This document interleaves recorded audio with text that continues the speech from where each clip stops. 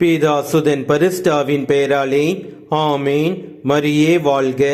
இன்றைய வார்த்தை, தடுக்கி விழும் யாவரையும் ஆண்டவர் தாங்குகின்றார், தாழ்த்தப்பட்ட யாவரையும் தூக்கி விடுகின்றார். The Lord upholds all those who are falling and raises up all those who are bowed down. திருப்பாடல்கள் அதிகாரம் 145 வசனம் 14. வாழ்க்கையில் விழுந்து கிடப்போர்களே, நீங்கள் அகமகிழுங்கள். பிறரால் தாழ்த்தப்பட்டு ஒடுக்கப்பட்டு வஞ்சிக்கப்பட்டு இருக்கும் இடம் தெரியாமல் உங்களை வாழ்வில் கீழே தள்ளி நசுக்கப்பட்டிருக்கின்றீர்களா? இன்று அகமகிழுங்கள். ஏனென்றால் நம் கடவுள் இயேசு கிறிஸ்துவின் கரம் உங்களை தேடி வருகின்றது. அவர் தம் கரங்களால் உங்களை தூக்கி நிறுத்தி தாங்கிக் கொள்கின்றார். அவரை இருக்க பற்றி பிடித்துக் கொள்ளுங்கள், உங்கள் தூய நடத்தையால், உங்கள் தூய உள்ளத்தால்.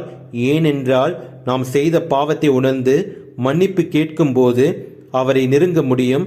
அவர் நம் வாழ்வில் அற்புதங்களை செய்வதை காண முடியும்.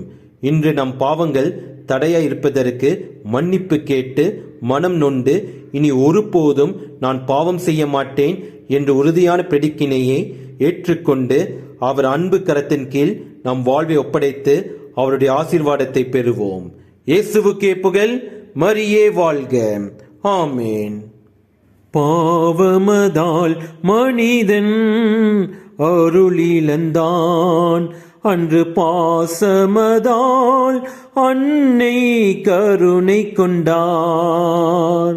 பாவமதால் மனிதன் அருளிழந்தான், அன்று பாசமதால் அன்னை கருணை கொண்டார். பாரினில் வாடினம் வாழ்வு கண்டார், பாரினில் வாடினம் வாழ்வு கண்டார். பாரினில் அவர் புகழ் பாடிடுவோம்.